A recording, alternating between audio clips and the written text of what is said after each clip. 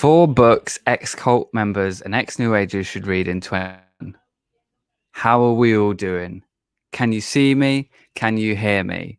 Had a bit of a weird start there with the live stream not doing very well. Not really knowing what to do.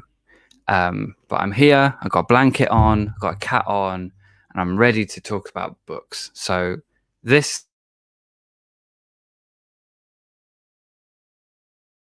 How's everybody doing? Are we all right? Thank you for being here. Happy New Year, everybody. It's not quite New Year for us yet. We're at about 3 p.m. here. You know that. That's you know that. Yeah, so we're still on New Year's Eve here. But thank you, Christine, for the Happy New Year. Happy New Year, everybody. Hope we're all doing good. Hope everything's going all right. I'm just calling off after spending too long on Twitter for one day. So I've got the idea. Oh, hang on. Thank you for the super sticker that you just did there. Really appreciate that. Thank you. So 4 books that ex-cult members and ex-New Agers that I reckon should be read in 2021. You might have read some already. Hopefully I've managed to pick books that you haven't read already, although I have mentioned 1 or 2 of them on the channel before. But we'll get into that in just a minute. I just want to say that, yeah, if there's anything anyone wants me to talk about or anything, then as ever, drop that in the chat. I'll get to it at the end. Reading what Lexi has said here. I hope you're feeling better. I am feeling a lot better, thank you. I've probably got a bit more steam for today than I had last time. So even though last time it was supposed to be half an hour and it ended up being an hour, I might be able to run for that today with my full energy, hopefully. So yeah, happy end of the disastrous year of 2020. Yeah, it weren't great, was it? I mean, it could have been worse, but I don't want to tempt fate because it was pretty shocking. But yeah, yes, I'm glad I feel better too, Marie. Thank you. So let me just say hello to people. Hey, Claire. Hey, Melissa. Hey, Marie. Hey, Mark. I saw Shade there a minute ago as well. Hey, Christine. Hey, Lexi. Thank you all for being here. Yeah, shall we get into it? You can hear me and see me all right, can't you? Just want to check that before I get too ahead of myself. Do you want to say hi, Tam? This is the chunkiest of boys. Look at this. Look at this animal. What a beast. Yes, I am feeling a lot better. Thank you.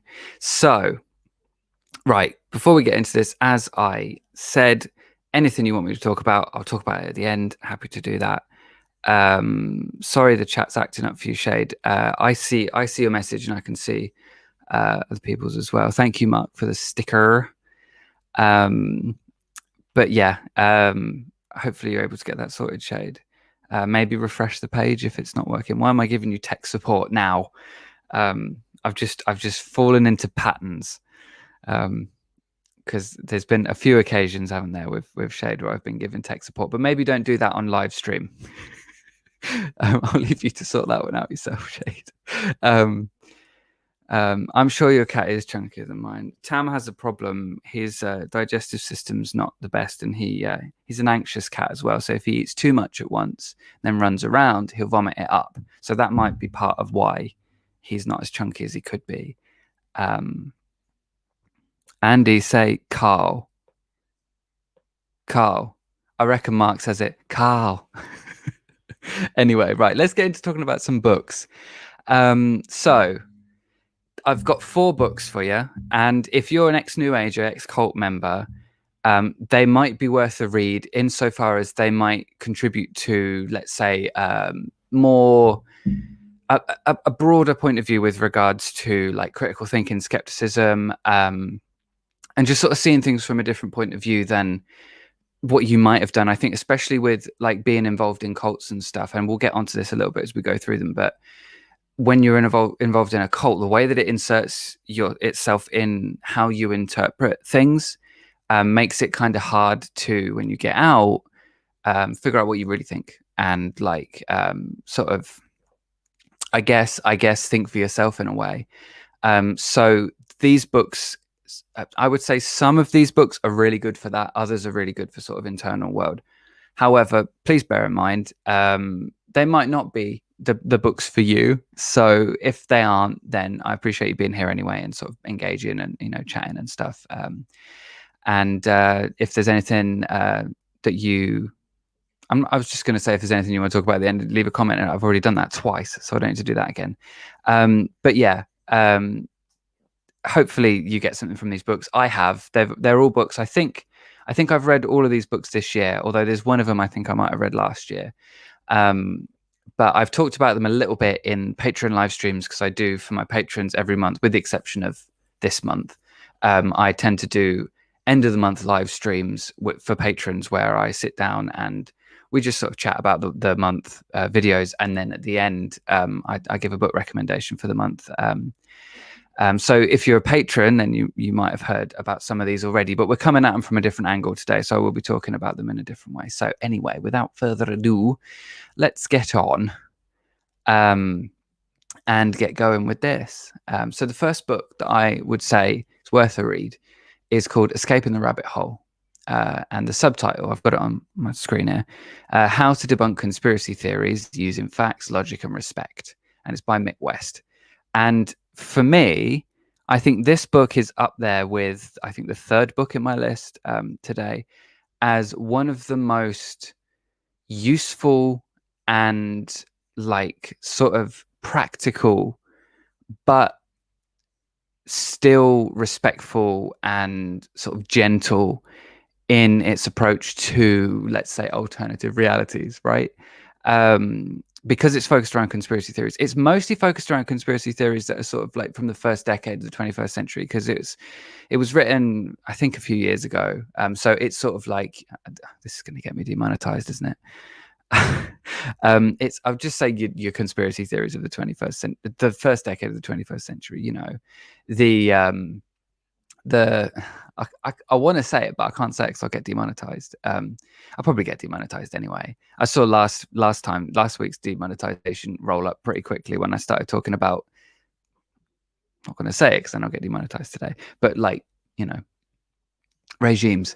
But yeah, so something I've written here, I've written a few notes for these, so I cover my main points on this one. But on Escaping the Rabbit Hole, I've written here, destructive groups tend to use conspiracy theories and conspiracy theory thinking to ramp up the us versus them. And conspiracy theories are, as we've talked about on the channel before, part and parcel with the whole New Age worldview.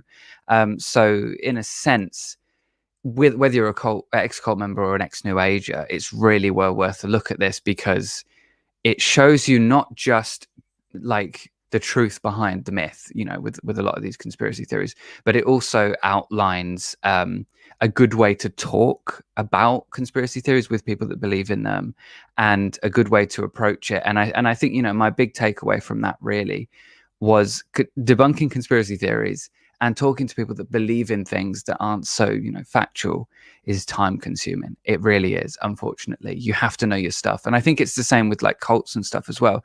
But then I think, bearing in mind, we are talking about a large portion of a lot of people's worldviews, whether it's New Age, cults, conspiracy theories, things like that. These kinds of things tend to be sort of central fixtures around which people organize their identity and their personality. So I think it can be quite a challenge to talk to people. So in a way, it's worth being educated on it. It's worth doing that research and worth putting that time in, because you are knocking out a pillar of a person's worldview in a sense. And that's got to be done. You've got to be informed, I think, and you've got to do it in a way that is kind and respectful and gentle. Because, the last thing you want is to make things worse for someone when you're trying to help. So, yeah. Another thing I've written here is this book does a great job of outlining the importance of respectful, rational dialogue with people who believe in alternative versions of reality, which is a nice way of saying bullshit, and does the often thankless task of debunking some of the more prevalent conspiracy theories of the first half of the first decade of the 21st century. It's also nice to hear someone talking sense, which Yeah, it's a breath of fresh air if you spend too much time on the internet. I think whenever I read books like this and the other books in this list, I always come away feeling refreshed, because the kind of shit that you hear and you see on the internet, if that's where you spend a lot of your time, and I do try to avoid that. I've reduced my presence on social media significantly, although it's creeping back in the last week or so, which I need to learn from because I've not been happier.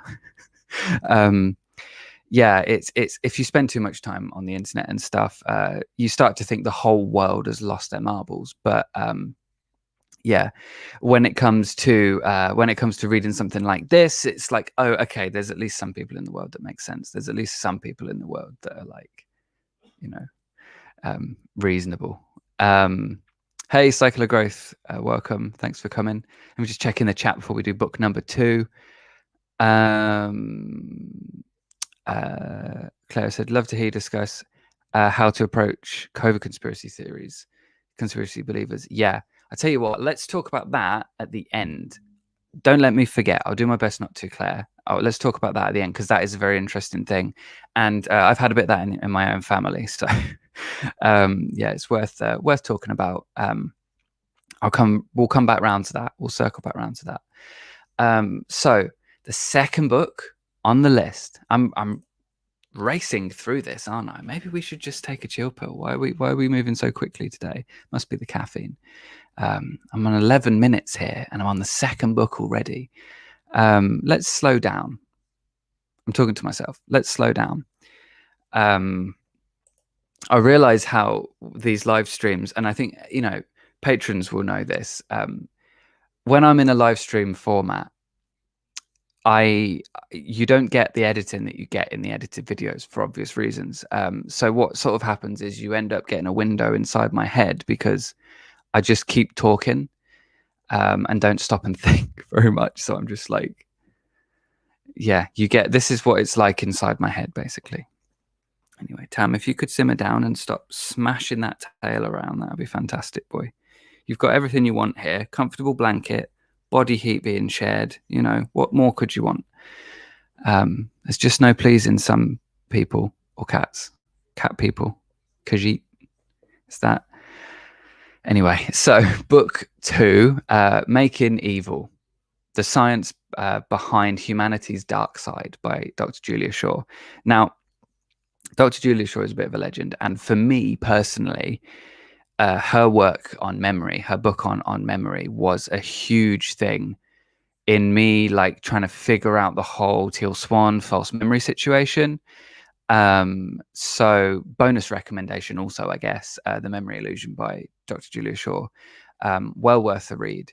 And so I could be wrong about this, and I'm trying my best to remember. I hope that I do this justice in saying this, but Dr. Julia Shaw is a criminal psychologist, I believe, and she works.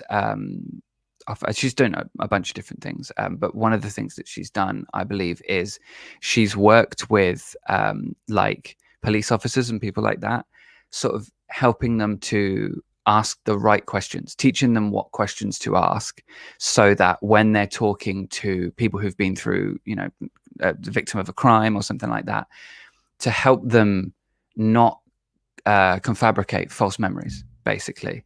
So the right questions in, whenever, Tam, what are you doing? What are you doing? Sit down then. Yeah, whenever someone goes through something, traumatic or something like that. Yep, that is a pop filter. Brilliant. Whenever someone goes through something difficult like that, the initial experience, when recounted, starts to alter the memory. So it's like you have, I mean, you probably know this already, but for anyone that doesn't know, this is something that is talked about in that book and other books on the subject. You have your experience, and then when you recount that to someone, the recounting of it changes your memory of the experience. And then the next time you recount it, you're remembering the memory, and it goes on and on and on like that. So your memory of what happened gradually changes. Of course, I remember Michael Palin saying, keeping a journal, keeping a diary is an antidote to hindsight. And I think we've all got that in the internet in some way.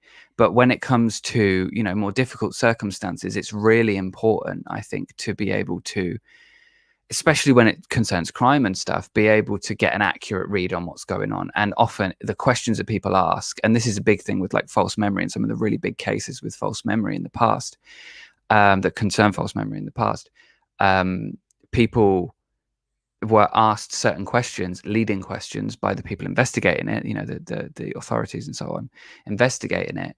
And then it meant that their accounts changed over time, and they basically ended up with a story of what had happened that didn't happen at all. It was just completely way off base. And I'm thinking of a specific example there, but I'm not going to go into details again because I am trying to avoid getting demonetized today.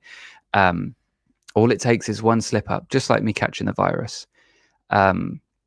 But yeah, so Julia Shaw has done a fantastic job on memory.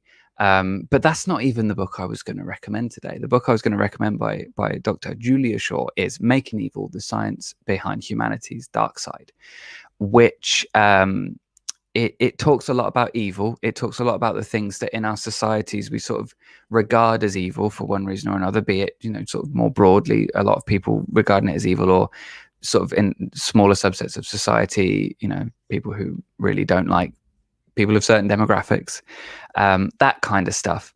So I've written here in my notes, my main takeaway from this book was evil is a lazy word, and we tend to use it to, and this I say my takeaway, this wasn't Julia Shaw's exact words. I feel like I'm somewhat paraphrasing and I'm somewhat extrapolating or interpreting something from my own point of view. This is what I think based on reading the book anyway. Evil is a lazy word, and we use that word to avoid properly explaining what we've seen in a way that allows us to comfortably distance ourselves from it. So I feel when we say that's evil, what we're doing is we're just basically giving ourselves a free pass on understanding what's going on a little bit better. And that's coming from my point of view. Sort of, I don't believe in the idea of sort of irredeemable evil or supernatural evil or anything like that. So, that's my take on it. I feel like evil tends to be explainable. I might be wrong in some cases, but I would say generally evil is explainable in other ways. You can explain it through mental health issues, or you can explain it through a bad upbringing, or, there's numerous different things. So going back to my notes a little bit here, Julia Shaw talks through a number of things often considered evil in today's societies, and with a fine, I've written a funny thing. I've written a funny here. It's funny for me. It's just silly. Anyway, with a fine, nuanced comb, I don't know why that makes me laugh, she unpacks them.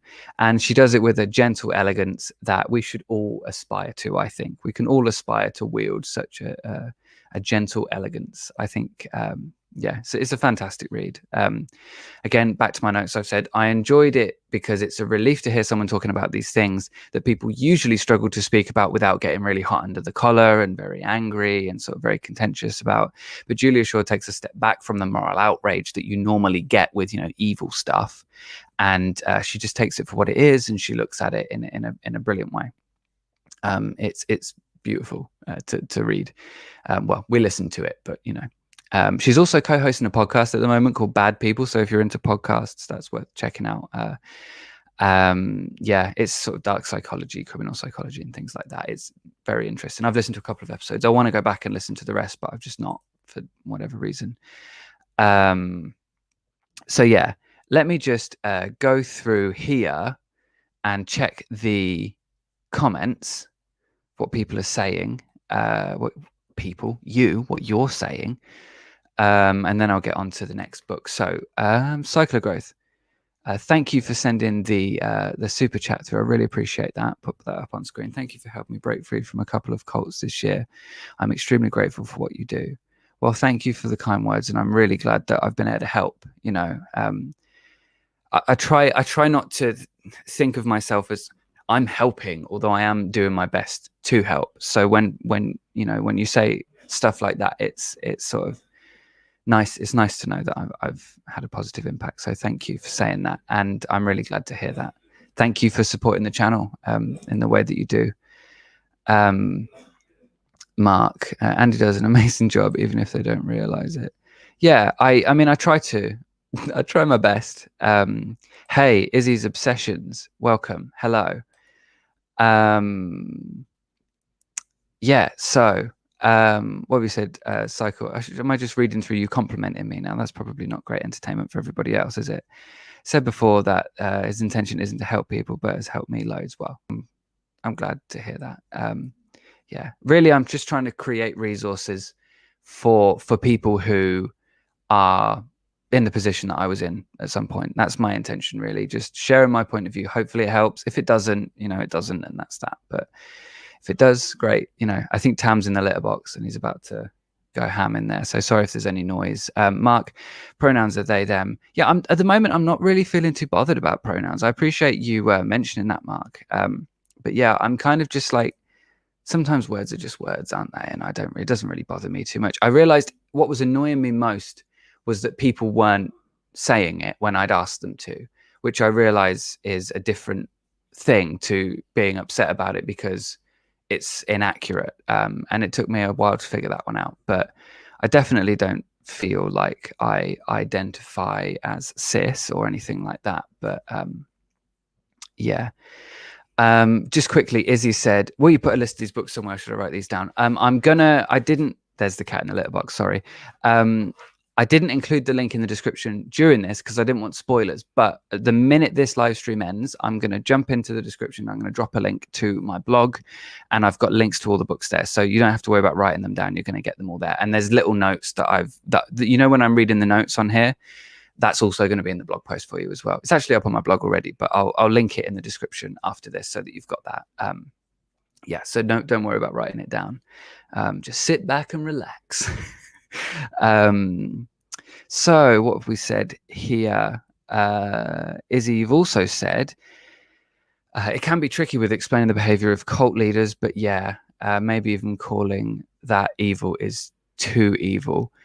Yeah, I think that's the thing. Like, I feel like I've heard people say, Teal's evil and all these other people. And I kind of think, I understand the desire to say that. I understand where people are coming from when they say that someone's evil and stuff. And it's a handy sort of shorthand way of saying, I think that person's very bad, or I think what someone's doing is very bad. But I do worry that there's enough hyperbole and there's enough like shorthand going around, especially if you're on the internet, and I always have to make a point of that, that makes it harder to have a conversation.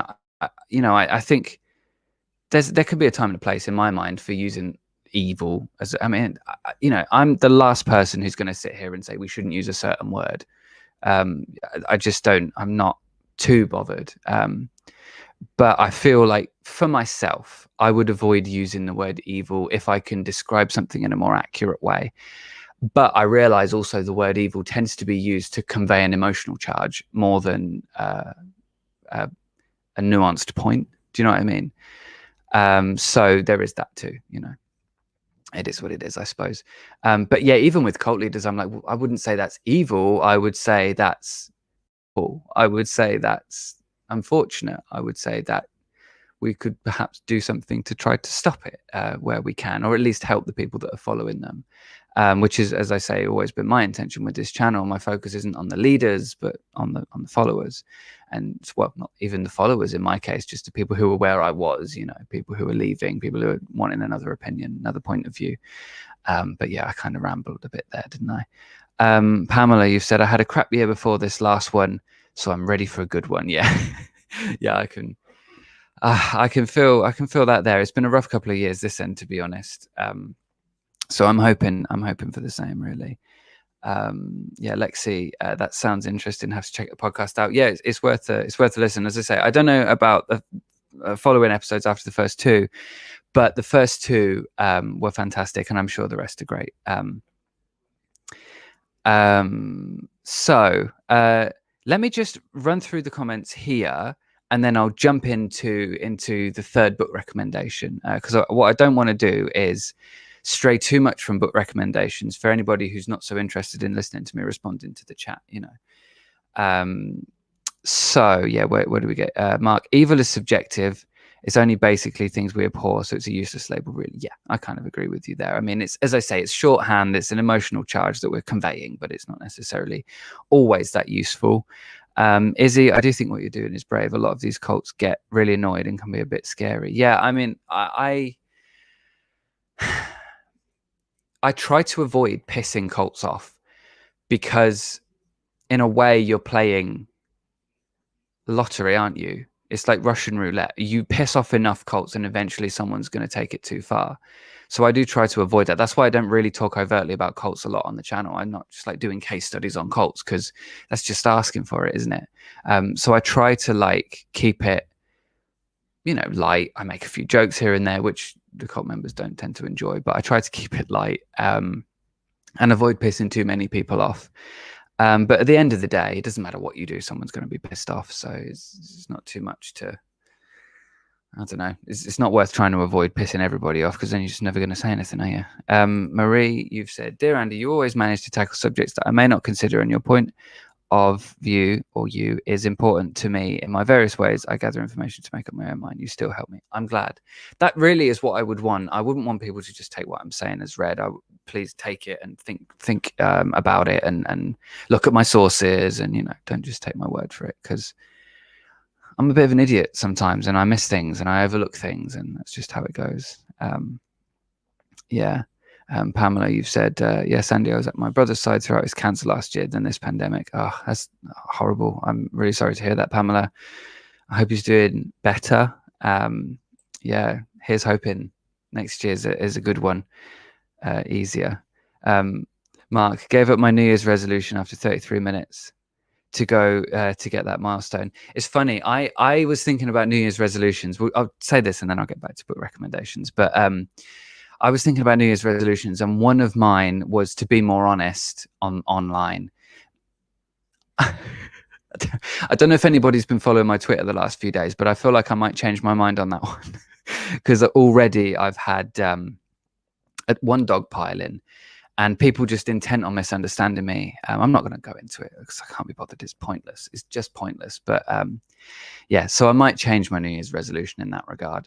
Although I don't normally do New Year's resolutions, I normally just sort of write a list down of things that I want for the year, or I want to do in the year, or, you know, that kind of stuff.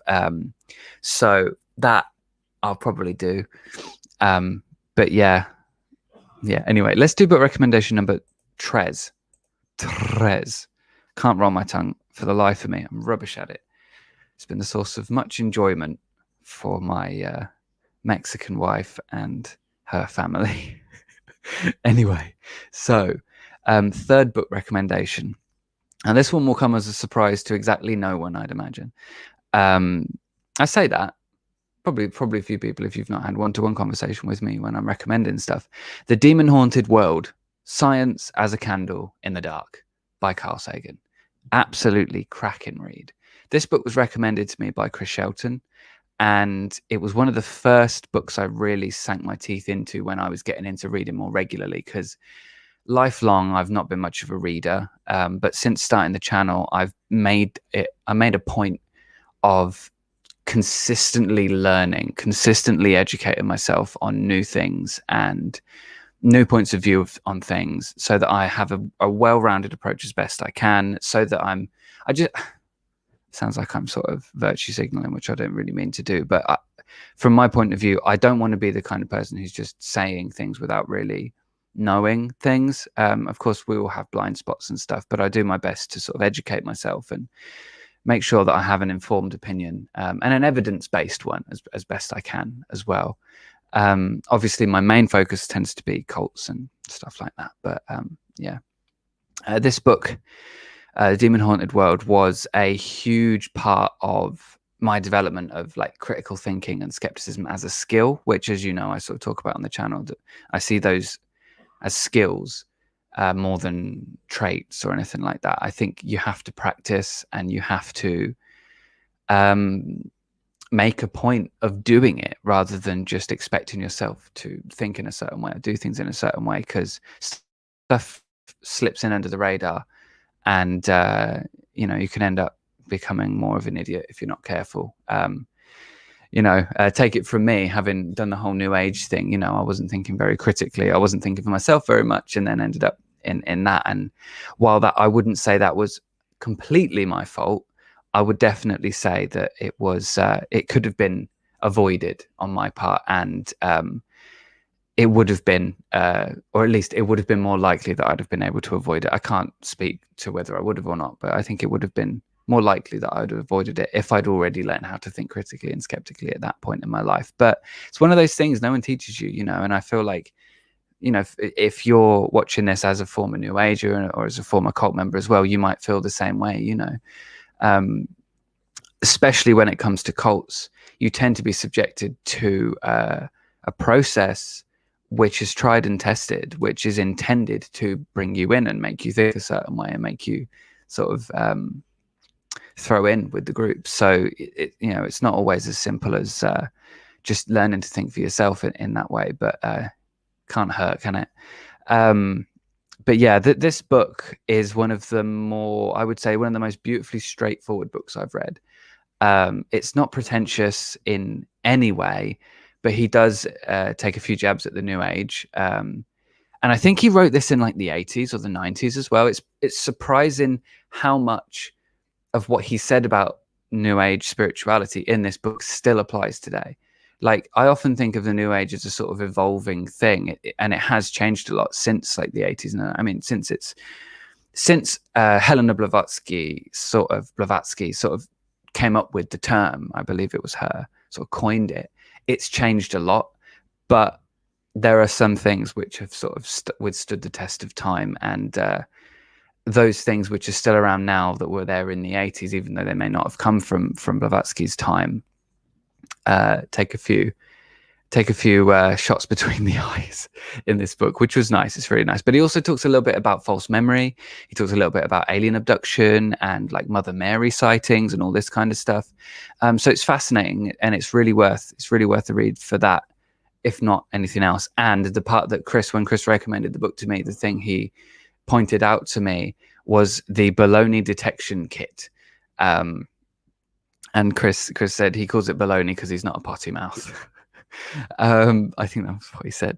But yeah, the book it includes a chapter which goes through sort of a step-by-step process of like asking questions and trying to get to a reasonable point of view regarding a claim that's being made. So it's really useful. And I think as far as skepticism goes, as far as critical thinking goes, it's absolutely one to have under your belt, having read.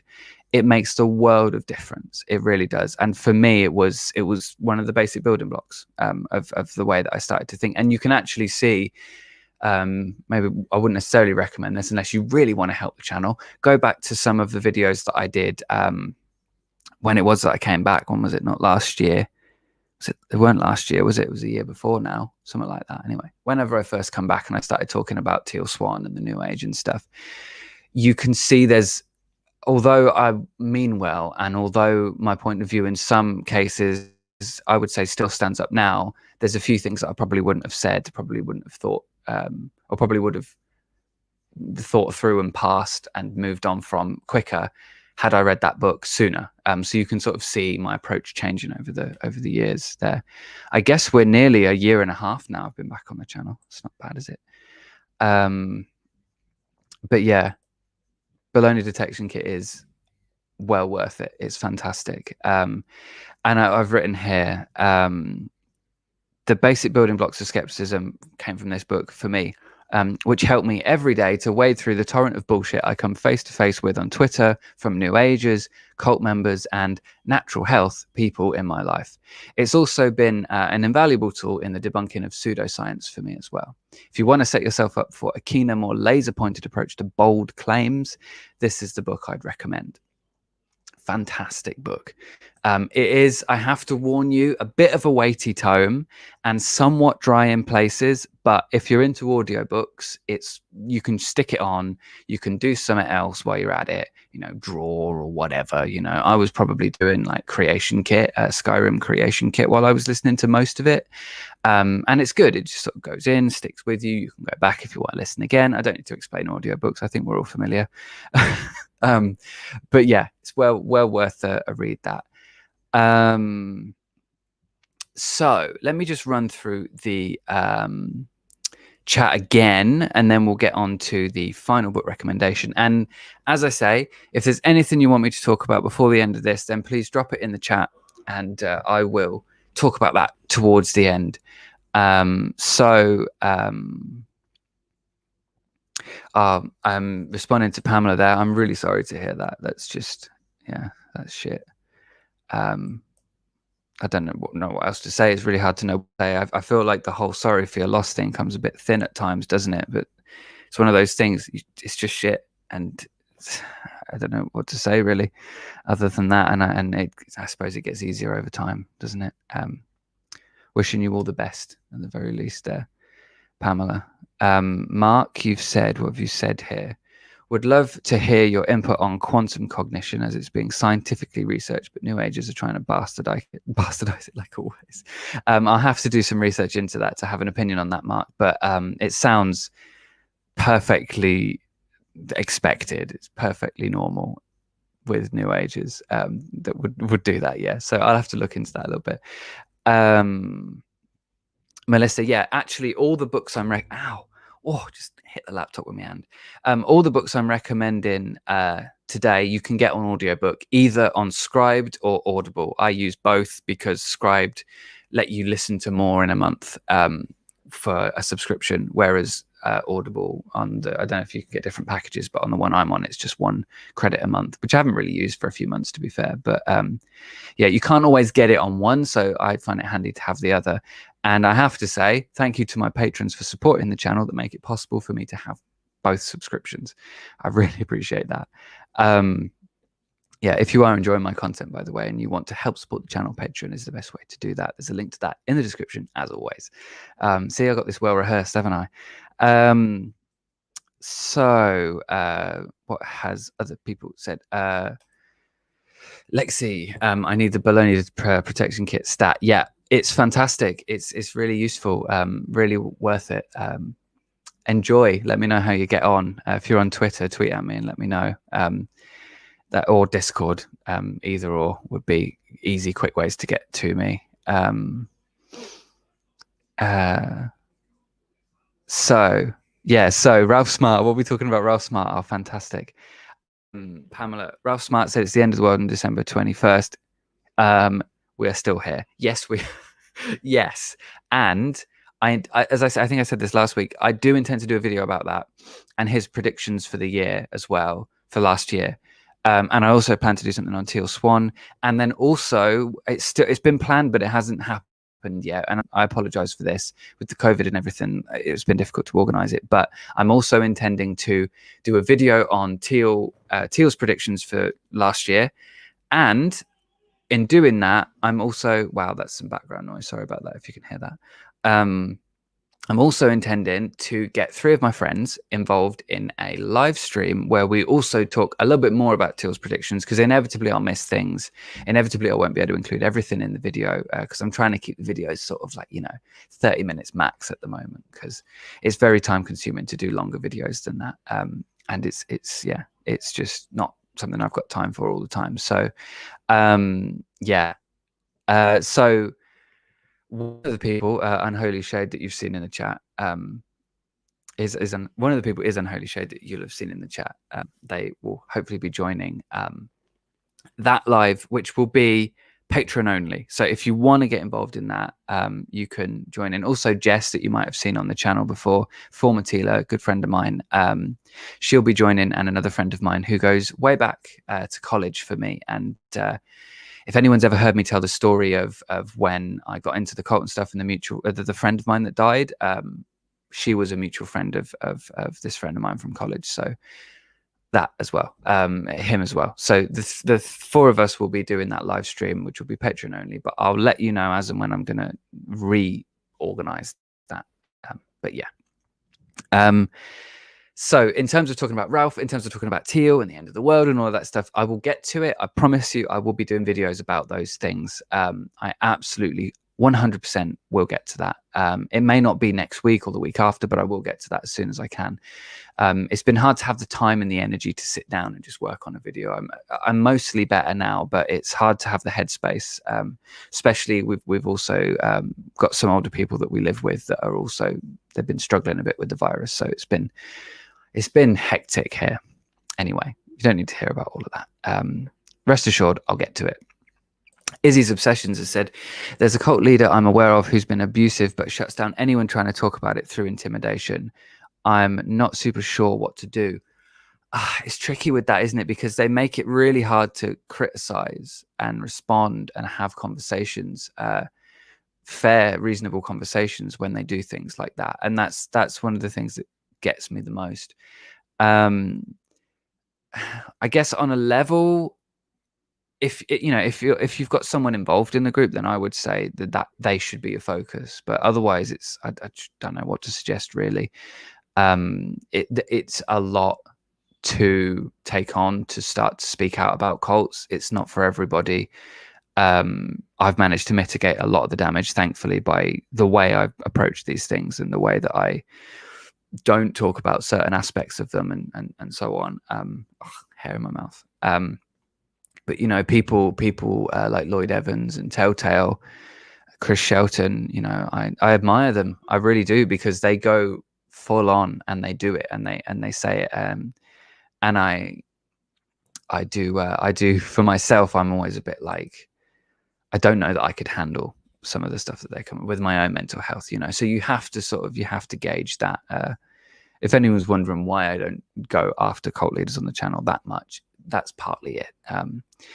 Because it's a lot to do sometimes, so I try and do what I can in the way that I can, but yeah. So what else have we got here?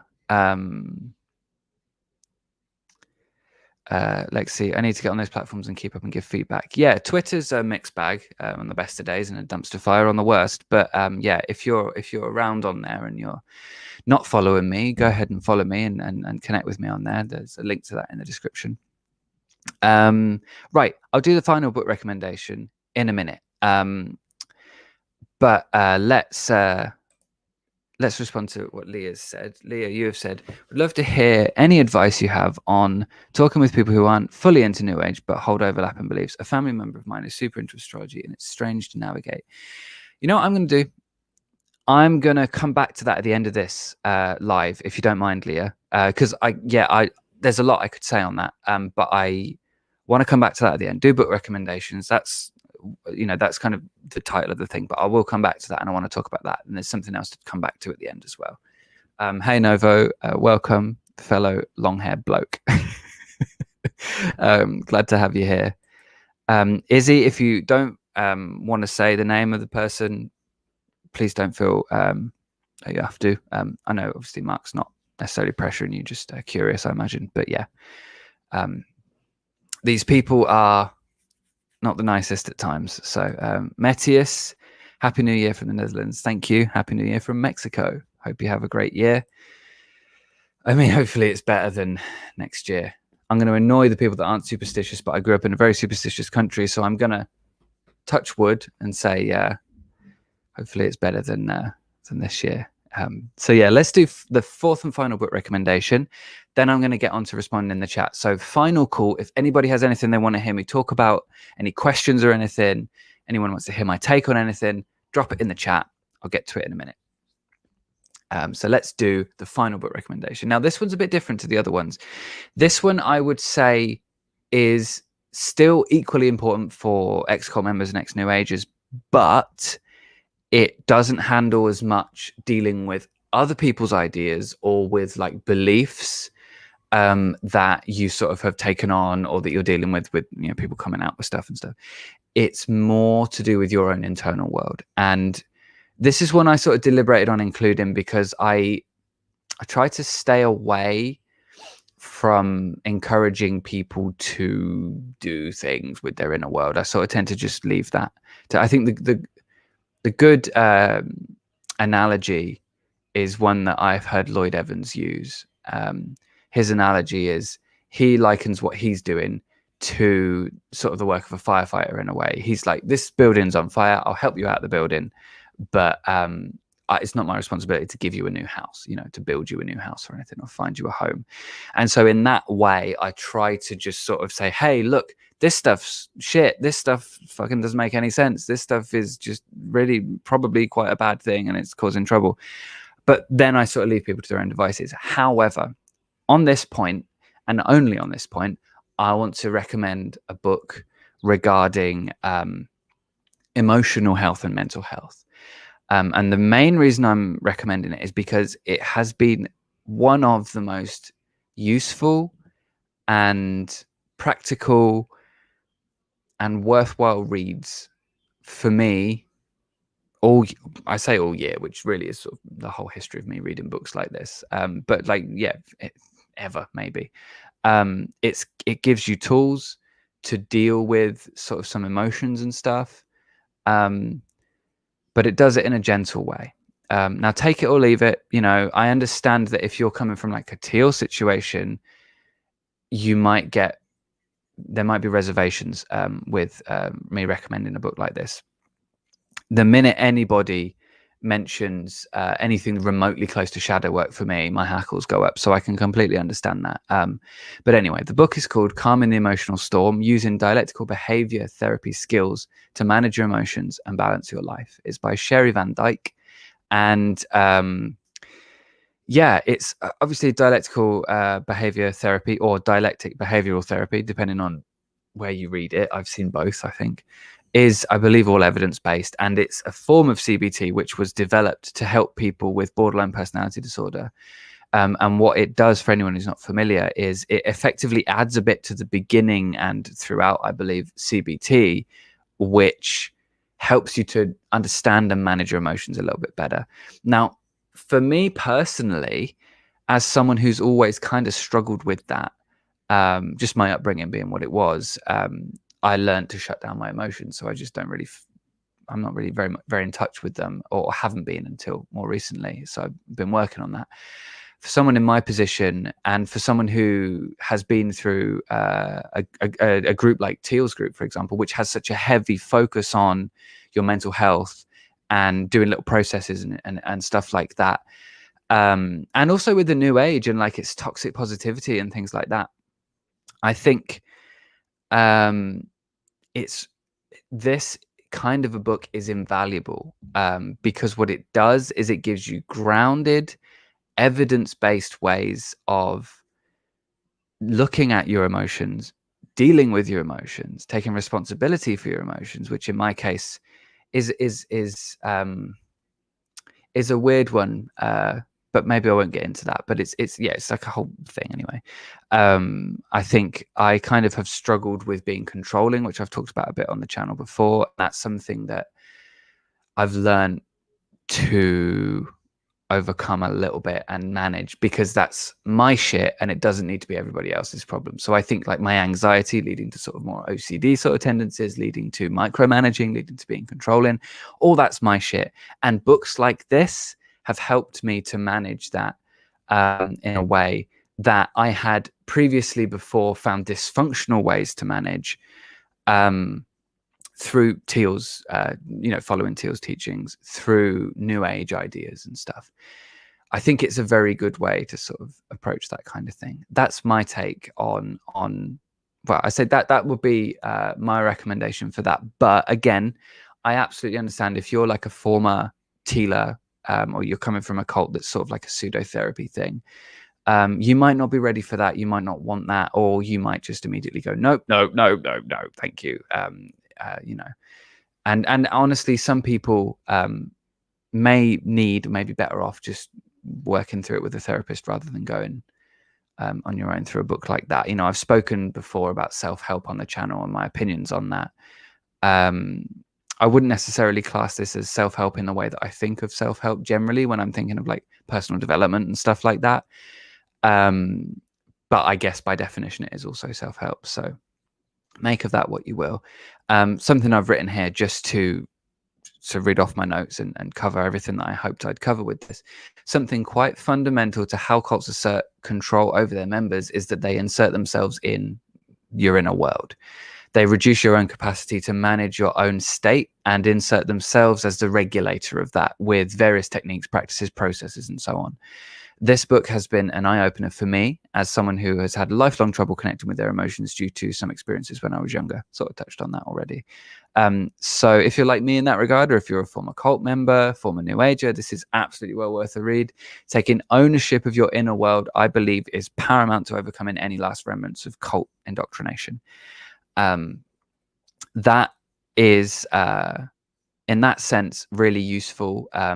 For me, that book has also been useful because what it does is it zooms in a really nice way to the process of emotions forming. Really, you have an experience, a thought comes up, and then your emotions start to form around that, and then you may judge that thought, and then you may get other emotions and other thoughts that come as a result of that, and you might spiral.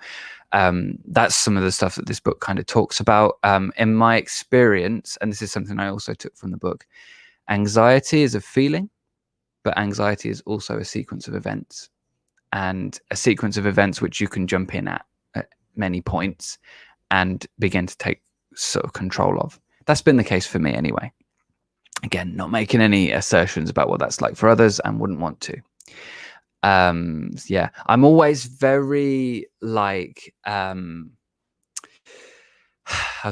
always very reluctant and very apprehensive to get into talking about emotions and how to deal with them and stuff. First of all, because I'm not an expert or qualified in any regard on that, but also because I know that equally Teal isn't, and she does make a lot of claims, and she does get into that a lot. So I could understand how that might be something that people, I mean, all the time I get people saying, oh, you're also a cult leader and stuff. And I'm like, explain how.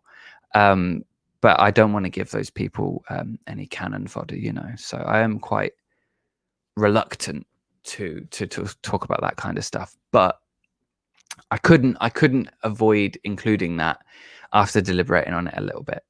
So yeah. So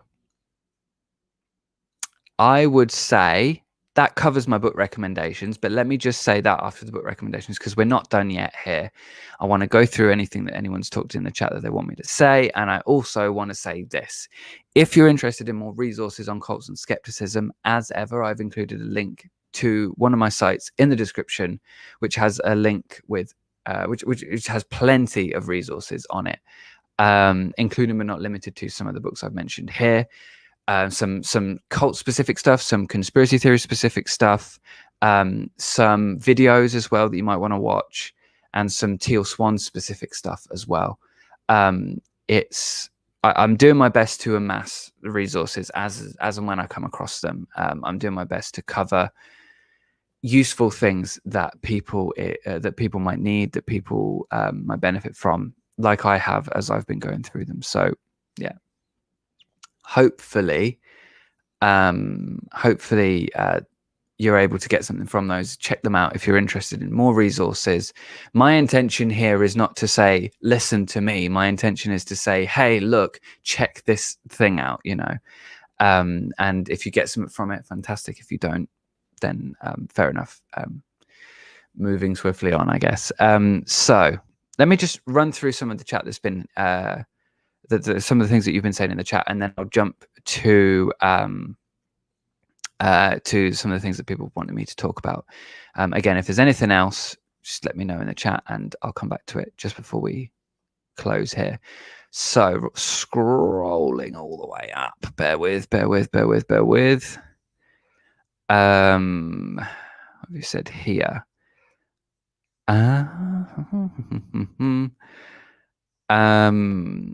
Okay, so Mark, you've said DBT was developed by is it Linehan, who was a specialist in emotional regulation and trauma. I have all the official manuals on how to practice it if anyone wants them. Fantastic, Mark. Thank you. Yeah, hit Mark up if you want them manuals. I might be interested actually, Mark, to be fair. But yeah, that's good. And thank you for verifying that for me, Mark, there. If anyone wants to double, triple check that skepticism and all the rest of it, then yeah, that's the way. In the book, Sherry Van Dyke does talk about where it all came from as well. So if you do read the book and you want to knots in my hair. If you do read the book and you want to know about that, then some of that's included in the book as well. Izzy's obsession replied to Lexi there. I think Lexi also, you said something about toxic positivity, didn't you? Yeah. So much toxic positivity within cults and these kinds of groups. Yeah, I think with cults, I mean, it's a point on the bite model, isn't it? To basically control a person's emotions, to shut down negative emotions, to shut down critical thinking, critical thoughts, and all the rest of it. That's one of the ways that they keep people hooked in. It's one of the ways that they keep people compliant. If you limit access to information, you limit the ways that people think about the information that they have, then that's definitely a way to keep people there, to keep people compliant, to keep people on board. So very explainable there in terms of how cults work. Toxic positivity is part and parcel a lot of times with cults. Interestingly, with the teal thing, it's not, which Telltale mentioned. And it's a point that I put on my bite model analysis on this, on Teal's group as well. Teal's group doesn't really do the toxic positivity thing that much. I would say there's a little bit of it, but it's more embracing your feelings and embracing the darker sides of your personality in a way, not to do things necessarily, but to sort of, I don't want to be too nasty or anything, but in my experience, it's kind of been to wallow in it, really, to sort of live in that place where you're focusing constantly on your pain and your trauma and stuff like that. So there's different ways that they do it, but yeah, toxic positivity is very much one of those. Again, speaking from my personal experience here, need to be clear about that. So what else have we got here? So Izzy's obsessions, you said, yeah. It's ironic that they often talk about being with emotions and then tend to shut emotions down. Yeah, I mean, this is the thing. Just because they're saying it doesn't mean that that's what's happening. It's misdirection, really, isn't it? It's misleading a lot of times. Yeah, Cher, I'm still here, still kicking for a little bit while longer. Fantastic. Apparently, my what do they call it? My vocabulator chasis is shutting down. Just using sci-fi words because we just finished The Mandalorian and I've got all that in my head.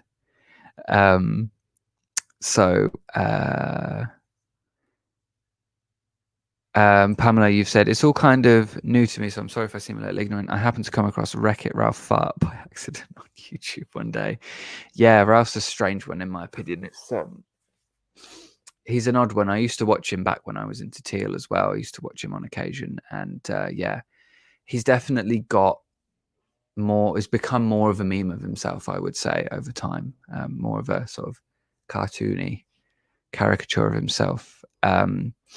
Melissa, so you said earlier, didn't you, about talking to someone, if I remember, who talking to your mum, I believe, or someone in the family who's very new agey. And somebody else also said about astrology. Forgive me for forgetting who that was. Dealing with astrology and stuff.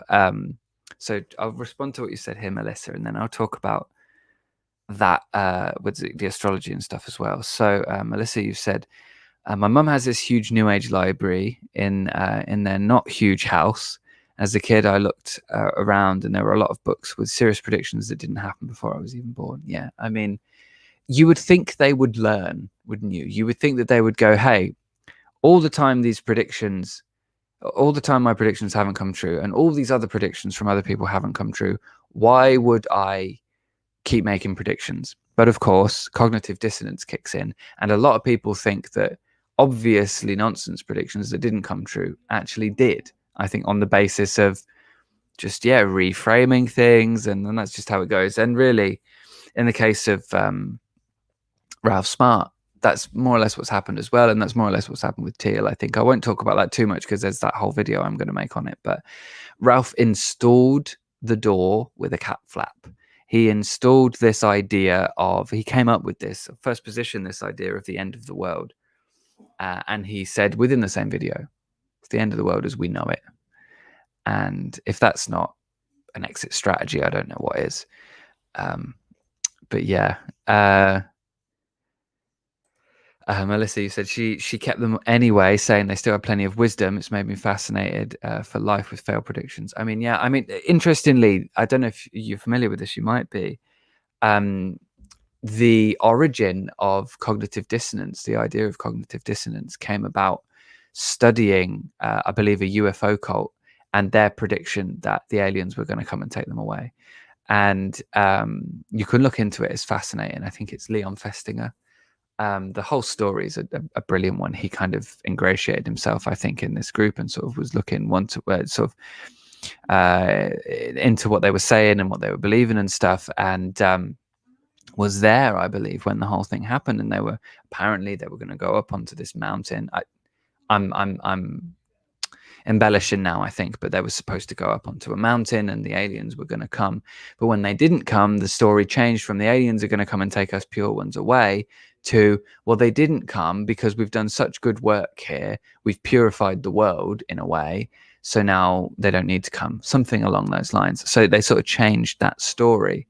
And Leon Festinger kind of went, oh, this is interesting. And that really, I believe, was like one of the final pieces into his formulation of this idea of cognitive dissonance, which he'd come up with before, but saw that and went, oh, makes sense now. And so, interestingly, we see cognitive dissonance all the time, but its history is intrinsically linked with sort of cults and conspiracy theory thinking, and in a way, it's kind of new agey sort of alien kind of stuff, you know. It's interesting. That it's very interesting. Mark, you said Teal Swan just bastardizes loads of psychology theories and therapies to give them false credibility. From what I've seen, yeah, I would say that's more or less the case. I mean, she takes stuff that sounds true, uses the language, and then sort of knits it in with her own point of view. It goes in true and it comes out tealified is the way I would describe it.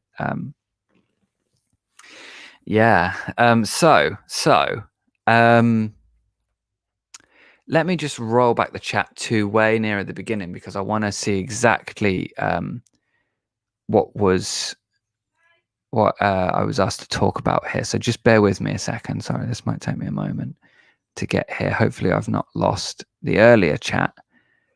Oh, this was what was said. Claire, you said, love to hear you discuss how to approach COVID conspiracy believers. Yeah, I would say on that one, in many ways, it's much the same as any other conspiracy theory or cult or sort of alternative view of reality. I would say you want to understand it. That's what I think. You want to try to understand where they're coming from. You want to educate yourself on what it is they actually believe so that when it comes to talking about them, you are as knowledgeable as you can be about the matter at hand. That way, when they give you this and that, what you can do, and I talked about this a little bit. I did a video about how to help your loved one in a cult, and I do try to avoid, giving advice and stuff. But this is something that I said in there. Cult mindsets, which I would say the conspiracy theory thing is somewhat adjacent to, although not exactly a cult thing. What they tend to do is separate people into believers and unbelievers, agreeers and disagreeers, us versus them. And so what you want to try to appear as, if you can, is neither. You want to appear as a prospect. You want to appear as, to them, someone who they might actually be able to convince for long enough that you can ask gentle, non-threatening, non-confrontational, probing questions which strike at the heart of the issue, that make them think, which then you just let them do. Don't try and get a I told you so. This is not a one-up moment. This is a have a think about this kind of a thing. But you got to do it in a way that's genuine, that's real, that's coming from a caring place, but that doesn't just scream, you're a conspiracy theorist, you're in a cult or anything like that, because that's not going to help. Unfortunately, you've got to be really diplomatic about it and patient, because it won't happen overnight. When it comes to COVID conspiracy theories, I think one of the real things is that it's such a contentious issue right now. It's such a difficult thing to deal with right now, because a lot of times, these people have a whole new conspiracy theory the minute some new information comes out. So the new information that's, factual data that you need to be able to debunk what they're saying or to respond to what they're saying in any way, is coming to you possibly later than their conspiracy theories coming to them, because these conspiracy theorists are, they're ready for it. They are very well equipped to come up with a load of rubbish quite quickly. So yeah, I honestly, from my point of view, it's about doing your research, staying as educated as you can, not expecting to change their mind, but trying to plant a few seeds so that they think about it themselves and hopefully change their mind. They might not, but hopefully, that's my take on that anyway. Hopefully that answers your question. If it doesn't, sorry, and I'll do better next time. If there's anything else, feel free to drop it in the chat, or as I say, Twitter, Discord, whatever, just at me on either of those and I'm happy to respond.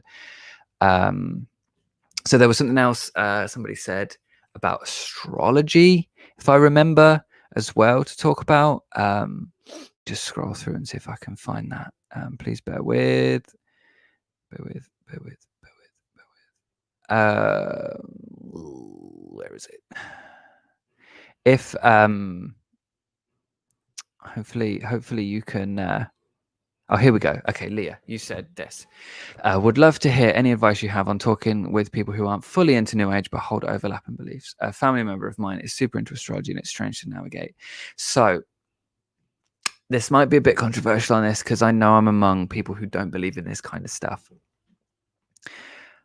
As far as beliefs and ideas go that are adjacent or New Agey, to an extent, my point of view is this. If it's not hurting anybody, I would leave them to it. It might be a pain in the ass. It might be annoying. But especially when it comes to astrology, the way that I think about astrology is understand themselves better and understand and communicate who they are to people. When you see people sort of introducing themselves as, hi, I'm a Virgo, Cancer rising, and all that kind of stuff. That's their way of introducing themselves. That's their way of communicating who they are.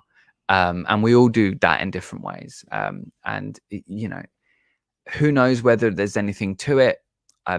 Probably not to horoscopes. I don't think there is really with horoscopes because, again, it's just Barnum statements. It's exactly what Ralph Smart and Teal Swan have done with last year's predictions,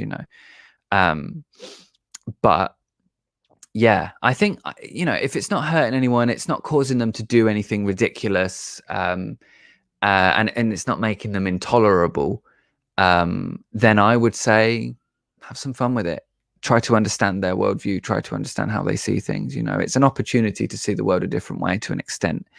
But the minute it gets culty, the minute it gets like condescending or belittling or arrogant and stuff, then I would say they're crossing like a social line. They're crossing a line of civility there that I would want to shut down personally. I would want to come at them like that, but I would do that as best I can, politely, assertively. To be fair, I probably do that with a little bit of sarcasm because that's what I'm like, but that's my take on it. But yeah, that's what I would say on that. But be aware that while the New Age is quite broad and quite in many cases there's a lot of overlaps with different ideas and different things, but it is quite a broad thing. When I talk about the New Age, I'm talking specifically about sort of a subset, maybe not even a subset, but like a specific, I would say, core population or demographic within what is more broadly called, I think, the mind, body, spirit sort of area, and that in itself isn't always, I don't like to use the word harmful because I feel like that's become a little bit of a buzzword, but like it's not always necessarily harmful, but it can at times devolve or dissolve into like destructive group dynamics and cults and all that kind of stuff. So it's good to be on guard for that kind of thing. But I would say, you know, I would say just like I would with a Christian or, you know, any person of faith generally, I would just kind of be like, you know what? That's what you believe. That's what you think. I don't necessarily agree, but, you know, to each their own at the end of the day. You know, I think, yeah, astrology is a funny one, though, because you can go too far with it. You can take it on too seriously. And when it gets into like horoscopes and stuff, then I think it's definitely a lot more like, oh, please, come on. But yeah. Just forewarning, there might be a little bit of background noise at some point soon-ish, and my light may go a bit funny because Rosa might run past it. Oh, fantastic questions here. Let me just respond to something. Novo said, don't fall into the dichotomy which creates an us versus them mindset. Yeah, agreed. And I feel like that's a really important thing. It often seems like the world is divided into people who agree with us and people who don't agree with us. But I've often found that I agree with people I disagree with generally on things that I might not have imagined I would. And I think that it's really easy when you feel really sure about something, or you feel really confidently or really righteous or really passionately, you know, that you can overlook the nuances of another person's point of view. And that's something that I would hope that we can, each of us, maybe try to not do, because it definitely doesn't make for a very good conversation, nor very civil conversation. So it's, you know, I think us versus them is something that's very natural to humans because we're naturally quite tribalistic, aren't we? We do fall into certain patterns. So it's something to be aware of and trying to avoid from moment to moment, you know. And often, unfortunately, especially with social issues and political stuff and religious and spiritual ideas as well, if you find yourself agreeing with someone on one thing, it can be somewhat of a slippery slope in that the other people will see, oh, you agree with that, so therefore you must agree with me on this. And then you start to be pulled into a group dynamic. And then your social nature starts to play against you, because the minute you feel identified with the group, it becomes harder to think for yourself. So it's that kind of a struggle there. And equally, it works the other way as well. If someone sees that you say or think something and that they interpret that you, or perceive that you agree with someone that they disagree with, they'll start to treat you like that person, which is not fair either. It's not easy to sort of manage that. So it's a tough one, and it can be difficult to navigate group mentalities and group ideologies a lot of times. I'm very cautious of that myself because of obviously my experiences with the teal thing and other groups as well. It can be hard to self in a group situation. So it's always good to be on guard against an us versus them for that reason. Claire, thank you. I'll try to avoid yelling and appear more neutral. Fantastic. Yeah, try to avoid yelling. It's always good. Maybe, I should have put that as a headline. Just avoid yelling. That's definitely fantastic. I mean, I know what it's like though. You know, I've got family who are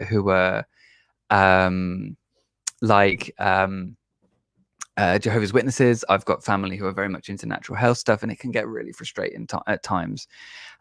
So yeah, it's hard, but well worth it to try not to. There we go. As forewarned on the light movement thing. It can be hard to not lose your shit, but do your best. But you are only human at the end of the day. So if you do lose your shit sometimes, if it does get the better of you, at the end of the day, that's just how it goes, isn't it? That's just how it runs. We can only do our best and forgive ourselves when we make mistakes and try to do better, eh?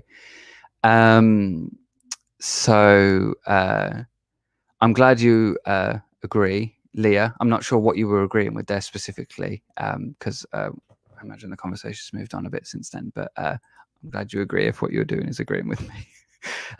Claire, what are Barnum statements? I learned this one this year, I think, as well.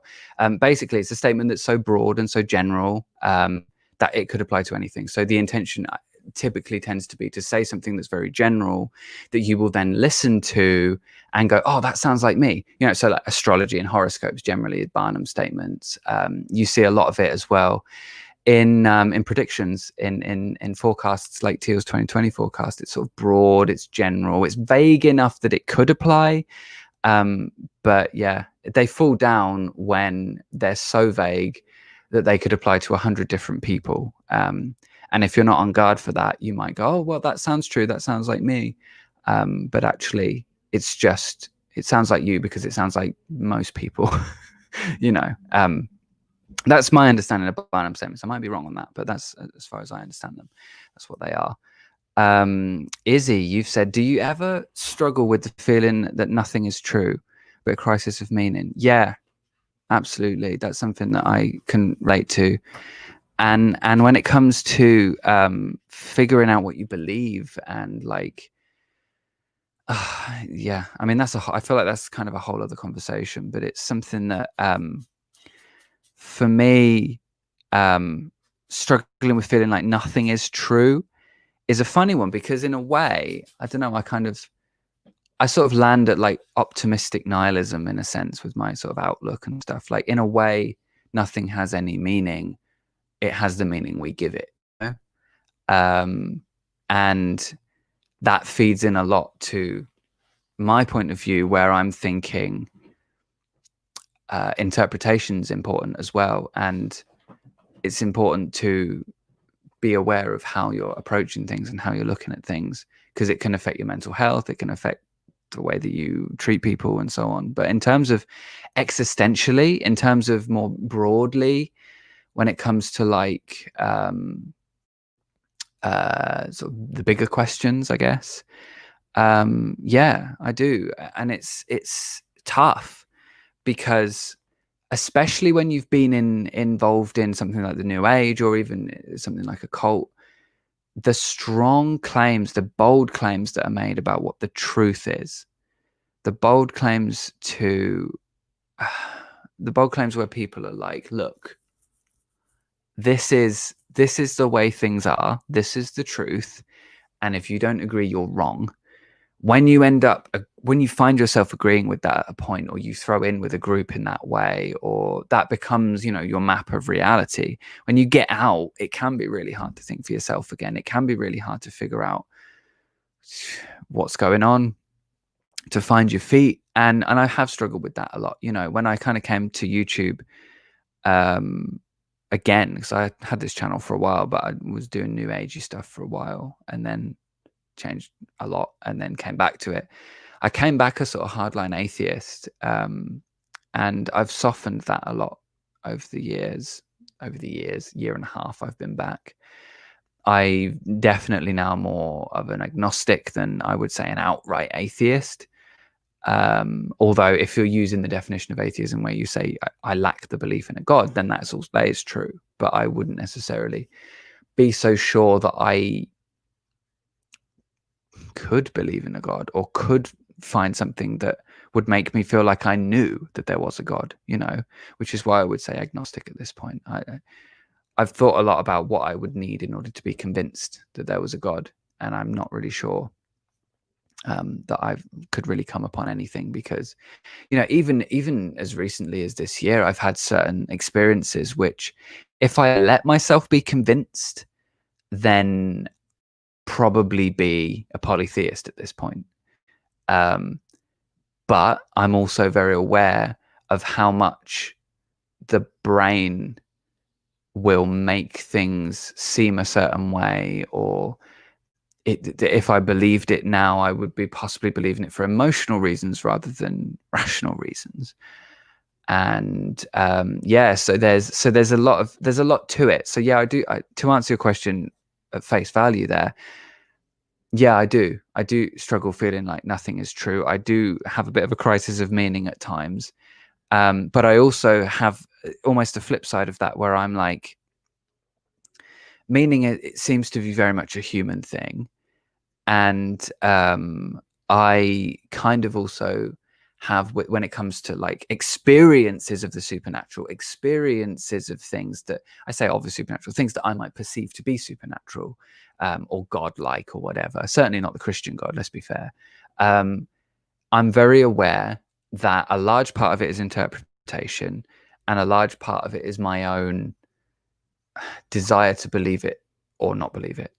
And as far as a conversation goes on the existence of a god or existence of gods or the existence of the supernatural and stuff, I would say I believe myself to be very open-minded, and I do feel that I give it all the benefit of the doubt, you know, but I'm yet to find something that convinces me. And honestly, I've scraped things. I've come shoulder to shoulder with things that could convince me if I let them, but I haven't let them because I want to also stay true to what I know about how the human brain works and how we tend to believe certain things. We tend to make certain things mean certain things to us. So really it kind of comes down to a point of, well, it's not about what's true, it's about what I want to believe is true. And I feel like truth is somewhat inaccessible from a point of agnosticism. I say that, but on the same token, I'm also I'm kind of a live and let live person, where I'm like, look, at the end of the day, if you believe what you believe and it's not hurting anyone, then whatever, just go for it, you know. And, you know, I have people in the family, I have people I know and love a lot who are theists, who are from different points of view, and we don't always agree on things, but that's fine. That's just life, isn't it? Just how it goes. I wouldn't necessarily think I'm right. This is just me making my way in the world, trying to figure out how I want to live and who I want to be. And to that point, there is someone who I want to do an interview with at some point, who I've been trying to organize, but we sort of schedules didn't match up, and then I got the virus and all that kind of stuff. Called Jennifer French, who was involved previously in a Christian mysticism cult, and I actually featured. Strange choice of words. I was on a podcast called Project Hope, which I could probably find for you. And if you want to hear that. Let me know and I'll find that link for you. I did tweet about it a while ago, but it's lost in time now. But she was involved in a Christian, like a mystical Christian cult, if you like. And interestingly, her faith was part of her leaving. So she's not, you know, oftentimes when you leave a cult, you lose your faith altogether, don't you? You become an atheist or agnostic, or you just, you know, point of view changes a lot, or you just sort of avoid it. You know, like there's people in my family who grew up in cults, and since leaving, they've just gone, nope, don't want to think about God, don't want to think about any of that. I just want to get on with it and have a decent life. And, you know, fair enough. But I think the way that cults insert themselves in your beliefs, in your points of view, makes it very difficult to navigate what you believe when you leave a cult, when you leave even like the New Age movement, which is home about a lot of things, can be hard to figure out what you believe. So what's very interesting to me about Jennifer's story is that she left this cult, but her faith was part of her leaving, and she, I believe, is still a Christian today. So I think that having a conversation with her would be really worthwhile on the channel, for those people who, you know, are still trying to figure out what they believe and how it is they want to live, and who it is they want to be, having left a cult. Because, you know, we're not all going to leave and be atheists and agnostics. And as far as I'm concerned, you know, that's part of what makes the world go round, isn't it? Everybody believing different things and having different lives and different experiences. It's just how it is. So yeah. That was a very long and rambling answer, wasn't it? But I hope that answers your question. Pamela, you've said here, Andy, I agree with you on that about belief. It's proof we need to make us believe. Seeing us believing. Billy Connolly is one to watch in his comedy shows. He tears religions apart. Yeah, I feel like this thing as well for me on this is you can't choose what makes you believe something. You can't choose what convinces you. But you can choose to kind of live that out afterwards. And I don't know if that contradicts my experience a little bit. It might do, but like I can't choose that the experiences I've had have been very convincing experiences. I can't choose that I actually would be convinced by that. And so no, I guess you can choose what convinces you in a way. Yeah, I don't know. I'm tying myself in knots here a little bit, but I feel like, yeah, the experiences I've had were very convincing to me. And if I had let myself go down that path and start to think in that kind of a way and believe in that kind of a way, then I may well be sitting here telling you I'm a polytheist today. But I haven't done that. I haven't allowed myself to go down that because I reserve certain ideas and certain beliefs, which are also convincing to me. So I guess make of that what you will. But yeah, I feel like what convinces you is not always, that's probably a better way to say it. It's not always in your control what convinces you. And sometimes certain things are more convincing to you than others. For example, for me, a more skeptical approach, a more, let's say, biological, chemical view of my experiences of the supernatural, of gods and all that kind of stuff is preferable to me and more convincing to me than a supernatural view of it. But yeah, this is the kind of thing I think it's really worthwhile having honest conversations about, rather than inserting our own beliefs in those conversations and making it very difficult to reach a point of agreement or understanding on any of it, But yeah, Izzy, you said, thank you. That was a very useful answer. It's something I've struggled with, and it's nice to know I'm not alone. A conversation with the woman you mentioned sounds great. Cool. Yeah, I'm hoping to be able to organize that conversation with Jennifer at some point soon. Oh, Christ. Bear with. I've got a few that I want to do over the next month or two. I've got that conversation I want to do. I've got a video as well, a few videos that I've kind of drafted or written that I want to talk about, a few different things as well. But yeah, from a slightly different point of view than I've approached it before, because, we've got to innovate. We've got to stay on the ball.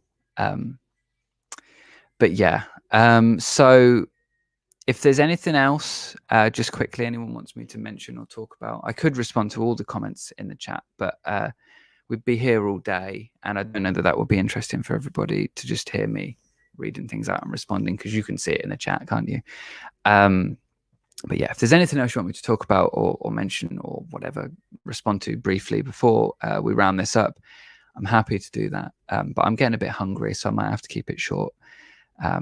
But yeah, so just say, drop any last things in the chat there and I'll respond to them in a minute. But in the meantime, I do want to just say quickly, if you're enjoying the content I'm making, please consider supporting the channel on Patreon. It really means the world. I'm not as active on there as I'd like to be, and I will be upfront about that now. But I do try to let you to make it clear how grateful I am for your support on Patreon as often as I can. But I'm not always sure what kind of stuff people want, what kind of stuff people want to see. So feel free to let me know that if you are a patron and you want to let me know as well. Best way to contact me, it tends to be through Discord or Twitter at the moment. I'm on Facebook, but I'm not using it that much. I do have a Facebook group, and some fantastic people sort of moderate that for me. So if you are on Facebook and you want to join that, you can. As ever, there's like a bunch of links in the description below, including the link to the resources that I mentioned earlier.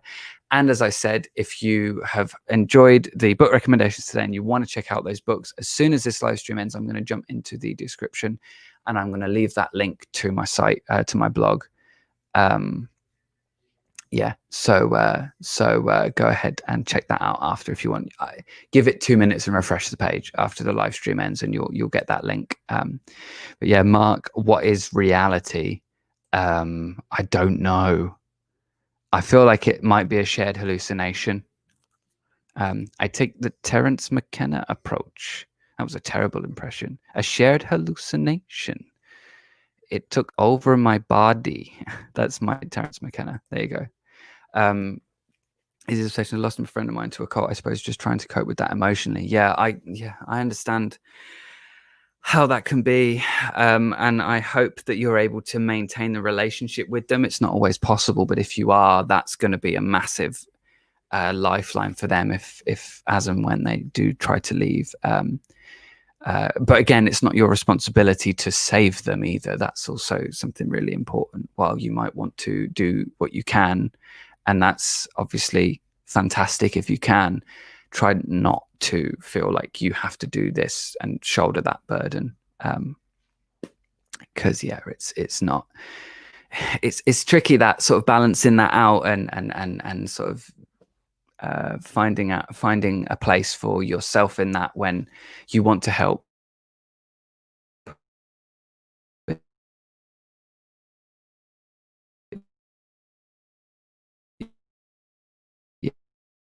Yeah.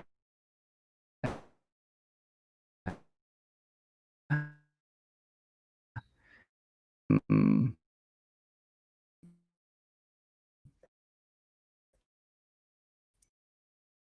yeah.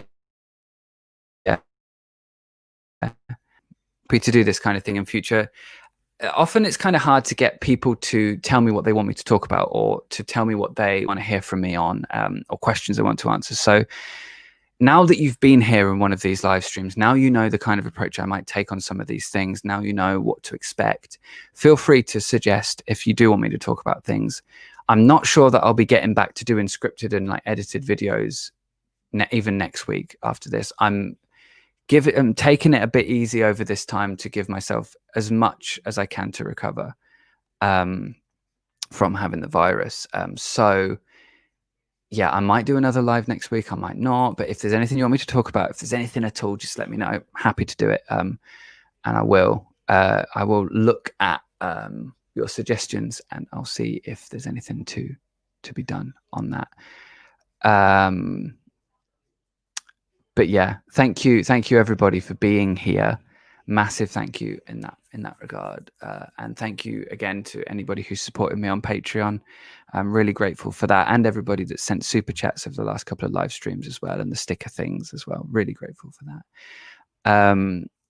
Yeah, thanks so much for being here. Happy New Year, and I guess we'll leave it there. Thank you everybody that's wishing me the best and saying thank you and all that kind of stuff. Thank you for being here. You're all awesome. And yeah, all right. I guess I'll say thanks for watching. Please be kind and ask good questions, and I will catch you in the new year. I guess it's not quite New Year for me, but I know it is for some of you. But yeah, see you soon, and chat later. Bye.